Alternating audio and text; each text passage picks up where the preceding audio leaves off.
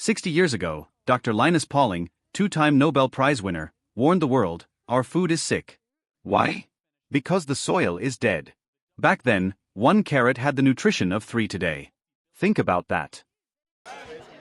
Most foods and supplements give you just 12 minerals. But your body needs 60. That's why vitamins alone don't cut it, they need minerals to even work. Enter Immuno 150, 13 vitamins, 70 plant-based minerals, 68 extra nutrients. A full arsenal for your health. Charlie. Yeah, you don't have to. Alright, now let's shift gears. Enough health talk. Naima, good to see you again. Been a while, huh?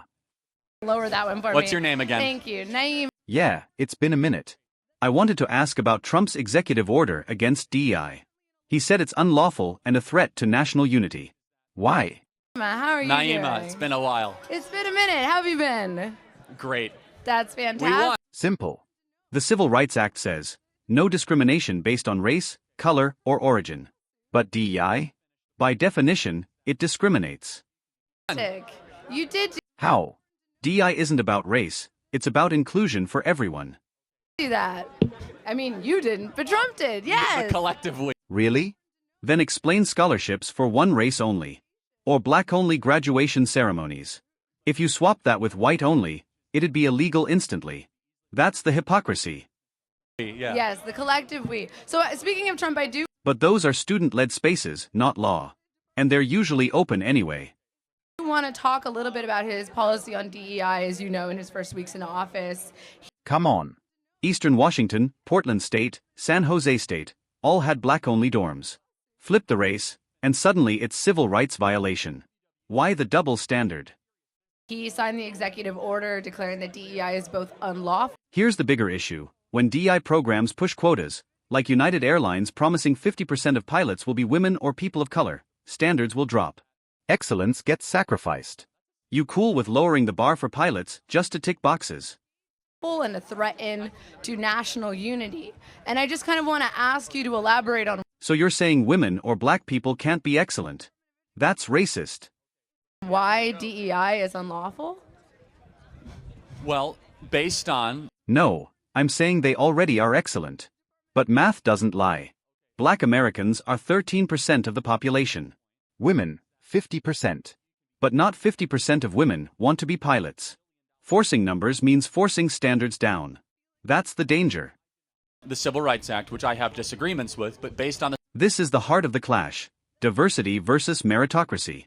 Do we judge by identity? Or by competency? Civil Rights Act, which is the law of the land, it says You talk about merit, but Trump's own people weren't qualified. Kash Patel? No FBI background. Linda McMahon? She ran WWE while pedophilia scandals happened under her watch.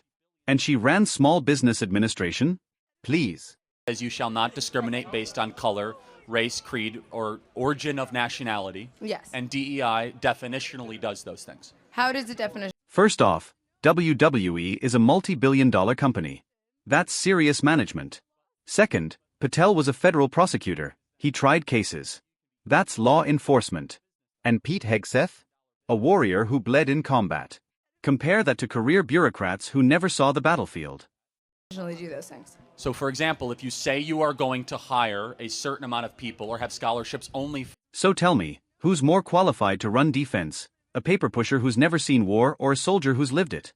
for a certain people, you are then prejudicing against another group. Which group are you prejudiced So against? white people, Asians as well. I mean, white people are an easy one off the top of your head. So, for example, in the Harvard admissions case, Not every veteran can run the Pentagon. Physical push-ups don't equal leadership. You can't bench press your way into strategy. I said this earlier, Leadership is more than push-ups, sure. But it's also about respect. Troops follow warriors, not weak suits in Washington. At least Hegseth shows up at 5 a.m., runs with his soldiers, and knows what sacrifice means. That's merit too. average test score for a black individual was around 1,300 SAT, about 3 points. So the real question isn't DEI or no DEI. It's this: do we want leaders chosen by identity politics, or by true grit, merit, and sacrifice? America has to choose. Crowd claps. Naima left speechless. 2 GPA. For a white or Asian, it would be about a 3.9 to 4 GPA and about nearly a perfect SAT. So you are disenfranchising and stereotyping and prejudicing against whites or Asians in favor of blacks. You're not prejudicing against whites or Asians, though, because DEI is not on a race basis. DEI stands for diversity, equity, and inclusion of all people. Affirmative action is what is intended to address racial inequality, but DEI isn't on the basis of race. Well, so DEI is a project of the affirmative action movement. So one comes before the other. He signed an executive order against both, for the record. So I wasn't sure which one you were talking about. I'm talking about DEI. So DEI, it depends what we mean in practice. So I can give you one example. There are black-only graduation ceremonies at certain schools, or black-only dormitories. But those are kind of student-led. I mean, on, I'm but part of a black-only let's play this out. organization, and So- it's run by students. It's not Fair through enough. the school. Let's play it out. So if there is a black-only, let's pretend, which it's not, that building is black-only. If I said that, if that building was I'm white, like, the campus center? No, I said let's okay. pretend it's yes, not. hypothetically, yes. Hypothetically, if that building was white only, you would agree that's a violation of the Civil Rights Act. Yes, but there Hold are on, no buildings on campus that are black only and white only. Well, and by the way, but there are on other campuses. no, though. but in those dormitories that are like culturally specific, you don't have to be that culture to live there. They're not going to not allow you to be black to live in a black dormitory. You would no, be, you'd be Ujima at surprised. Stanford. White people do live at Ujima. That's not. I don't know about that specific example, but if it says black-only dormitory, But it doesn't say black only. But okay, how about this? How about if we had? Well, it does. It Well, doesn't. Where? Where does just it to say be- that? Just to be clear, well, in the title. But let's No, pretend but it says where? black. Like what school? Where does it say black only building? Eastern Washington University, Portland State University, just off the top of my head, San Jose State University. They say black only dormitory? And if a white person were to apply to it's live there? It's a black affinity They would cultural not. space of which only black individuals are accepted and governed for black individuals. But can we have white affinity cultural spaces? You can have a white affinity cultural space. The activity is,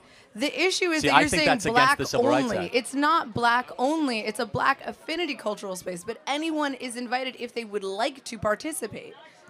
I would, first of all, You cannot legislatively I not allow agree. someone of any race to participate in no, something. That doesn't exist. We agree. That's the spirit of the diversity, equity, inclusion order, is that DEI in practice, again, we have to go through example after example, is discrimination, prejudice, Well, and let's segregation. talk about DEI in practice. Let's Okay. talk about DEI programs in the workforce, because DEI programs in the workforce happen to benefit veterans. They benefit people with disabilities. They benefit people at an economic desperate.